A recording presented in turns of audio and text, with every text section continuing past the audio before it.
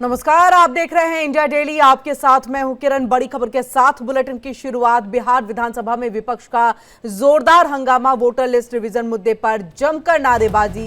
तेजस्वी ने नीतीश मोदी पर हमला बोला तो वहीं बीजेपी ने घुसपैठ को लेकर के झूठ बोला। ये बात देखिए तेजस्वी यादव की तरफ से कही गई है और ऐसे में देखिए चुनाव आयोग की जो प्रक्रिया है वो सही नहीं है। ये तमाम आरोप लगाते हुए तेजस्वी यादव नजर आए। बड़ी खबर आ रही है।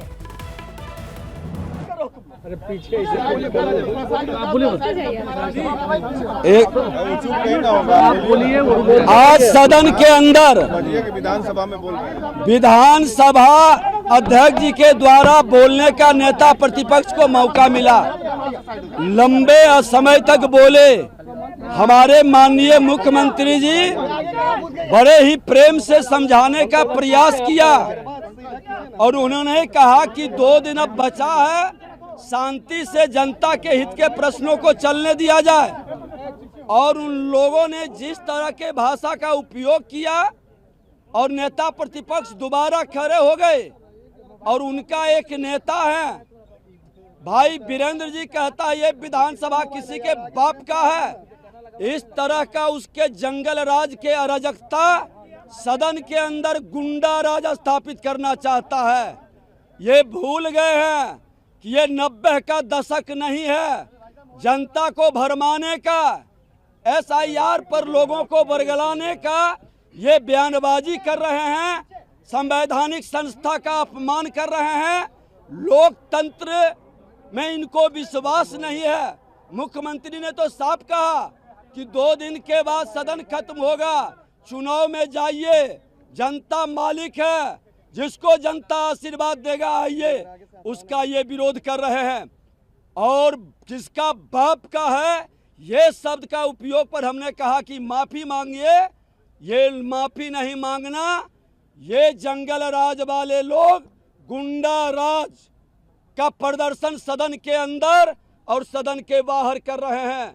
लेकिन 90 का दशक नहीं है, ये 2025 है, 21वीं सदी का। अब बिहार गुंडा राज में नहीं जाएगा, बिहारी का अपमान नहीं होगा और बिहारी के सम्मान के लिए हर तरह से बलिदान देने के लिए हम लोग तैयार हैं। माफी नहीं मांगेंगे तो फिर ऐसे लोग को सदन में बैठने का उचित नहीं है।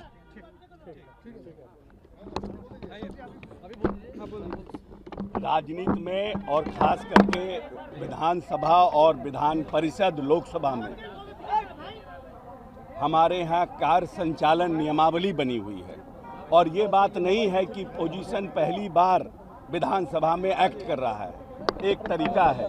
कल भी इन लोगों ने उदंडता का परिचय दिया।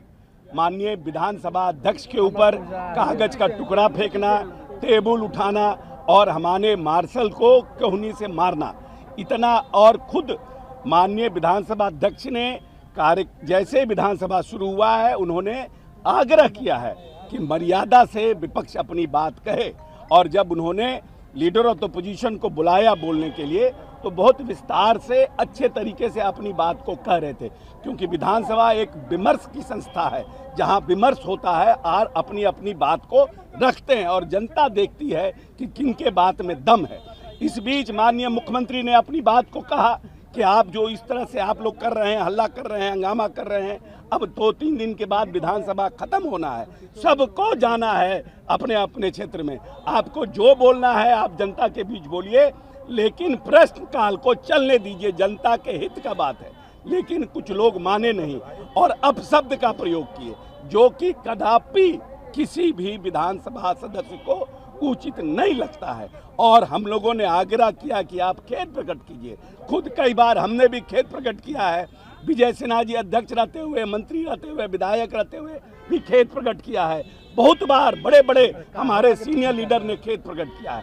लेकिन जिस शब्द का प्रयोग किया गया, ये विधानसभा के आने वाली पीढ़ी, हम तो आज हैं कल नहीं रहेंगे, लेकिन जो पीढ़ी आने वाली पीढ़ी है जो देखती है कि कैसे विधानसभा चलता है, वो आज निश्चित रूप से इस घटना के और कल की घटना से शर्मसार हुई है। इसीलिए पूरे घटनाक्रम का हम लोग पूरी तरह से निंदा करते हैं और हम महादेव से इस सावन के महीने में मनाते हैं कि भगवान अपोजिशन को सद्बुद्धि दे कि वो अपने तरीके से विरोध प्रकट करने का काम आगे करें। भी जारी रहेगी आप लोग की? माफी मांगने का हम लोगों ने माफी मांगने के लिए कहा है और हम लोगों का प्रयास होगा कि अब तो मात्र 2-3 दिन है कि अवरोध ना हो, सुचारू रूप से विधानसभा चले। और हम लोगों का आग्रह होगा कि एक सीनियर लीडर हैं वीरेंद्र जी भी, अगर गलती से जोशबस भूलवश अगर उनसे ये बात हुआ है तो वो खेद प्रकट करके अपनी बात को विधानसभा को आगे चलने दें। उप मुख्यमंत्री विजय सिन्हा, उन्होंने सीधे तौर पे ये कहा कि किस तरह से अमर्यादित भाषा का इस्तेमाल यहां पर किया गया और इसी के साथ ये कहा गया कि पूरा प्रॉपर समय जो है वो दिया गया था तेजस्वी यादव को बोलने के लिए, लेकिन उसके बावजूद बाकी विपक्ष के जो नेता हैं वो हंगामा कर रहे थे। जबरदस्त हंगामा हुआ, एसआईआर को लेकर के हंगामा हुआ, जिस पर क्या कुछ मुख्यमंत्री ने सदन के अंदर में कहा उसका भी जिक्र करते हुए विजय सिन्हा नजर आए। अध्यक्ष महोदय, पहली बात की डॉक्यूमेंट को लेकर सवाल है। 11 ऐसे डॉक्यूमेंट जो गरीब के पास नहीं है, कहां से हो जाएगा? डॉक्यूमेंट बनाएगा 25 दिन के अंदर? अब तो समय भी खत्म हो गया। कहां से 4.5 करोड़ लोग, बिहार के लोग जो है बाहर पलायन करते हैं।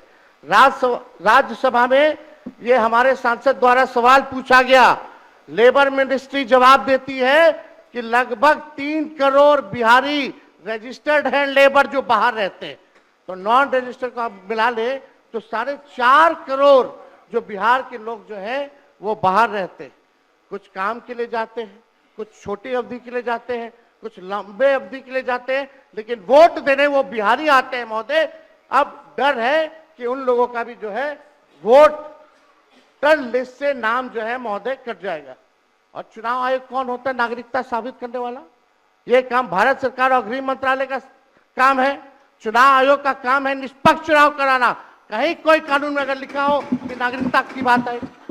यहाँ 2 उप मुख्यमंत्री बैठे, दोनों उप मुख्यमंत्री सूत्र के हवाले से बयानबाजी शुरू कर दिए कि बांग्लादेशी आ गया, नेपाली आ गया, म्यांमार का आ गया। कल परसों ही सुन तो लो भैया, बिना अध्ययन करके आते ये तो दिक्कत है। सुप्रीम कोर्ट में मामला अध्यक्ष महोदय चल रहा है और कल ही चुनाव आयोग ने एफिडेविट, चुनाव आयोग में हलफनामा दिया है 780 पेजों का। उस 780 पेज में कोई विदेशी, नेपाली, बांग्लादेशी, म्यांमार, घुसपैठे का कहीं भी जिक्र नहीं है। और वही बड़ी खबर है बिहार विधानसभा से ही, जहां पर नीतीश कुमार का बयान भी सामने आ गया, जिसमें उन्होंने नाराजगी व्यक्त की। विधानसभा में देखे नीतीश तेजस्वी में नोकझोंक, अपने माता पिता का कार्यकाल देखे। नीतीश कुमार मुख्यमंत्री, उन्होंने तेजस्वी यादव पर यह निशाना साधा, बिहार में जो कमी थी वो पूरी की गई है, हम लोगों ने बहुत काम किया है और पहले बिहार में क्या था सब जानते हैं। इसी के साथ देखिए आरजेडी बिना मतलब एसआईआर का मुद्दा बना रही है, तो एसआईआर को मुद्दा जबरदस्ती का बनाया जा रहा है, ये मुख्यमंत्री नीतीश कुमार की तरफ से सदन में कहा गया। और इसी के साथ देखिए चुनाव में जनता तय करेगी क्या करना है। अरे 2-3 वो महिला है, अभी बताओ कि पहले कोई महिला को कुछ दिया था? कोई महिला को दिए थे?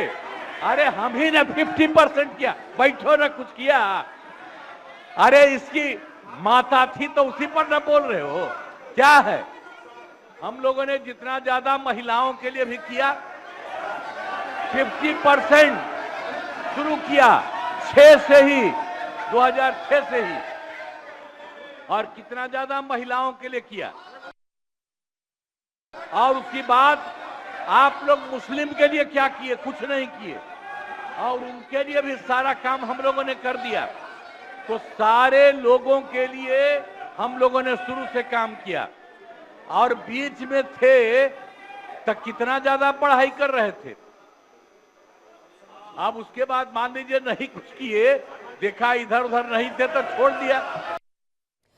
और चलिए सीधे रुख कर लेते हैं अपनी सहयोगी संवाददाता आयुषी का। आयुषी, आज विधानसभा के अंदर में यही अब स्थिति हमने कल भी देखी थी, किस तरह से जबरदस्त हंगामा एसआईआर को लेकर के हुआ, और आज भी वैसी ही तस्वीर विजय सिन्हा की तरफ से देखिए एक अमर्यादित भाषा को लेकर के मांग की गई है कि आप वहां पर जो है माफी मांगे, और इसके साथ अन्य बातों पर भी जो है हमला करते हुए विपक्षी दलों पर नजर आए।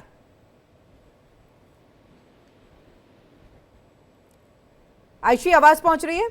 चलिए हम आयशी के पास दोबारा जाएंगे, लेकिन उससे पहले हम एक बार फिर से बता दें कि किस तरह से देखिए बिहार के विधानसभा में ये मानसून सत्र जिसकी शुरुआत 21 तारीख से हुई, 25 तक ये विधानसभा का सत्र चलना है और ऐसे में जबरदस्त हंगामा जो है वो देखने को मिल रहा है। और आपको बता दें, देखिए विजय सिन्हा उप मुख्यमंत्री वो आए, मीडिया से बातचीत उन्होंने की, उन्होंने क्या कुछ रहा सदन के अंदर में उसका जिक्र किया। उन्होंने ये कहा कि देखिए विपक्ष को बोलने का मौका दिया गया और तभी बाकी जो नेता हैं विपक्ष के वो भी उठ खड़े हुए। उन्होंने अमर्यादित भाषा का भी इस्तेमाल किया जिसमें हमने माफी की मांग की है और ये कहा जा रहा है कि अब 2 दिन महज बचा हुआ है और ऐसे में सत्र चलने दे, बाकी अपने अपने में क्षेत्र में जाए और वहां जाकर के जनता के बीच में जो है अब जब जाएंगे तो पता चल जाएगा कि जनता आपको ज्यादा मानती है या फिर इस बार की जो सरकार है उसको ज्यादा मानती है, क्योंकि हमने काम किया। ये बात सदन के अंदर में मुख्यमंत्री नीतीश कुमार कहते दिखाई दिए।